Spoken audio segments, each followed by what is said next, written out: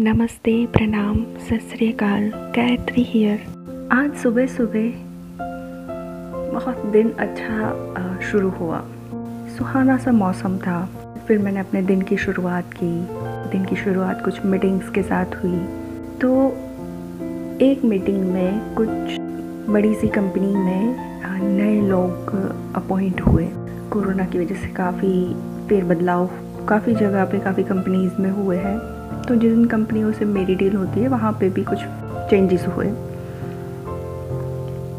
एक सर हैं जो काफ़ी एक्सपीरियंस्ड हैं। आई वॉज़ वेरी हैप्पी कि उनके साथ काम करने मिलेगा, काफ़ी कुछ सीखने मिलेगा। This was the first meeting, ये पहली मीटिंग थी मेरी उनके साथ। काफ़ी एक्साइटेड थी मैं।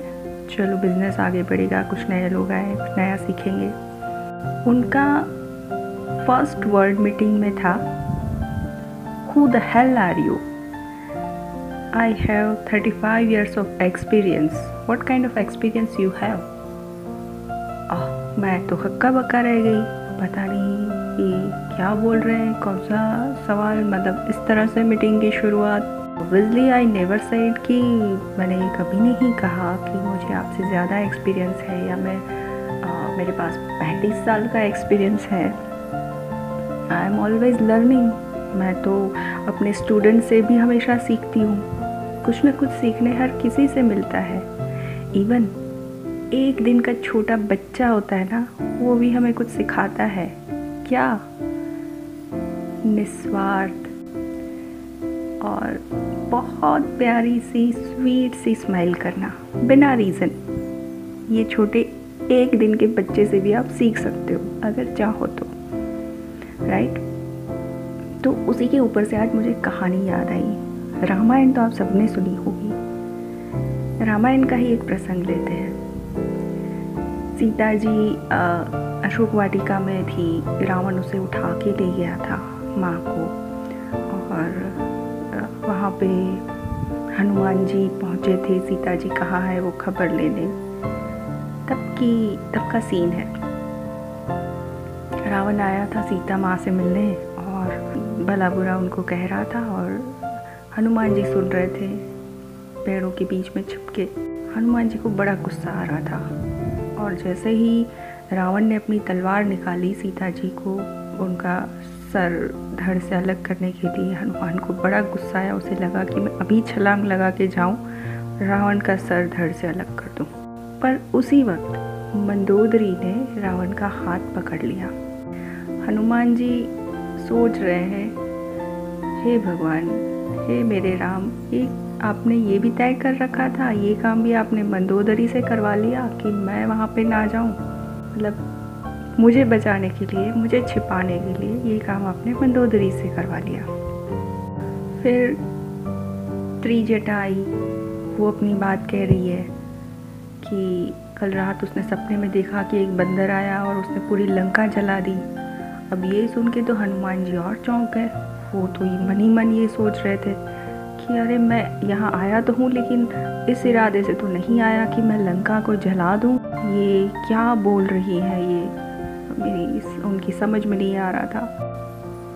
हनुमान जी मन ही मन सोच रहे थे, खुश हो रहे थे। वाह रे मेरे प्रभु, तूने ये भी सोच के रखा है कि मुझे लंका भी जलानी है।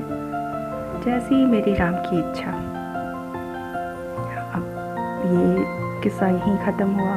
फिर हनुमान जी और लंका के लोगों की भी लड़ाई शुरू हुई और हनुमान जी ने काफ़ी नुकसान किया। वहाँ पे पेड़ उखाड़ के फेंक दिए, काफ़ी सेना को मार दिया गया। फिर जब उनके ऊपर मेघनाद ब्रह्मास्त्र का प्रयोग करता है, तब हनुमान जी सोचते हैं कि अगर इस शस्त्र का मैं मान नहीं करूँगा, सम्मान नहीं करूँगा तो ये गलत होगा। सिर्फ और सिर्फ उस ब्रह्मास्त्र का सम्मान रखने के लिए हनुमान जी पेड़ से गिर पड़े और तभी मेघनाद उन्हें बांध के रावण की सभा में ले गया।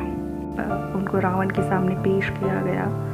तब रावण ने ये बोला कि इसको मार दिया जाए, लेकिन तब विभीषण जी आए और बोले कि दूत को मारना नहीं चाहिए।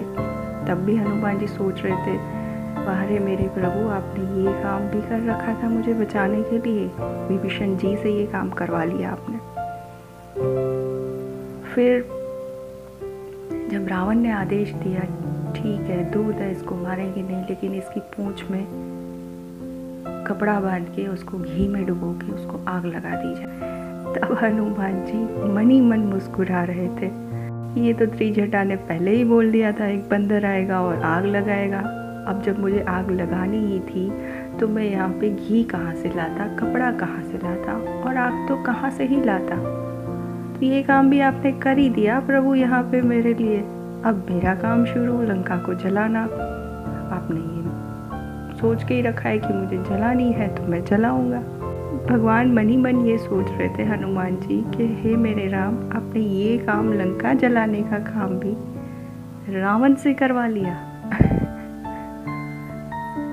अब आप सोचो, रावण का गुरूर भी नहीं रहा।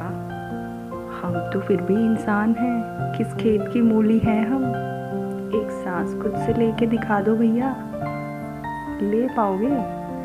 तो ऐसे बहुत से लोग हमारे आसपास भी हैं। इस कहानी से यही सीखने को मिलता है। जैसे ऑफिस में कुछ कलीग्स रहते हैं, कुछ बॉस रहते हैं जो समझते हैं सारा कुछ हम ही चला रहे हैं, हम ही कर रहे हैं। सच में आप ही चला रहे हो? अपनी सांस तो खुद से चला के दिखा दो, अपनी मर्जी से चला पाते हो? घर पे सास ये समझती है कि मैं ही घर चला रही हूँ, बहू को तो कुछ नहीं आता।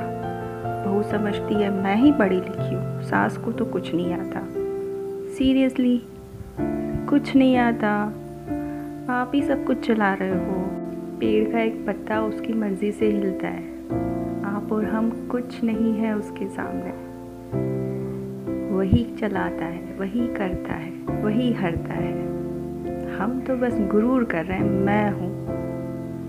जो तू न होता तो क्या होता, ये दुनिया ऐसे ही चल रही होती। इस दुनिया को चलाने के लिए उसे आपकी या मेरी ज़रूरत नहीं है। जो रावण का गुरूर नहीं रहा तो आप और मैं तो कुछ नहीं है।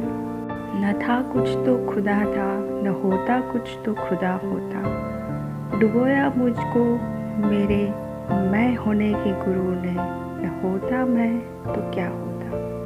अगर आपके आसपास भी कुछ ऐसे लोग हैं जो ये समझते हैं जो कुछ हो रहा है वही कर रहे हैं, पूरी दुनिया वही चला रहे हैं, ये कहानी एक बार उनसे ज़रूर शेयर करिएगा। और जैसे मैंने कहा, हर एक इंसान से कुछ न कुछ सीखने मिलता है। तो जो सुबह वाले सर थे जिनका 35 इयर्स ऑफ एक्सपीरियंस है, उनसे मैंने सीखा कि मेरा एक्सपीरियंस चाहे कितना भी हो जाए, मुझे इनके जैसा नहीं बनना है। आप क्या सीखते हैं आपके आसपास के ऐसे लोगों से? मुझे कमेंट करके ज़रूर बताइएगा। इसी कहानी के साथ बस इतना कहूँगी, हमेशा की तरह इंसानियत वाले इंसान बनिए, नहीं तो इंसान के रूप में आजकल हैवान, शैतान, राक्षस, भेड़िए सारे ही घूम रहे हैं। इंसानियत वाले इंसान बनिए। Thank you.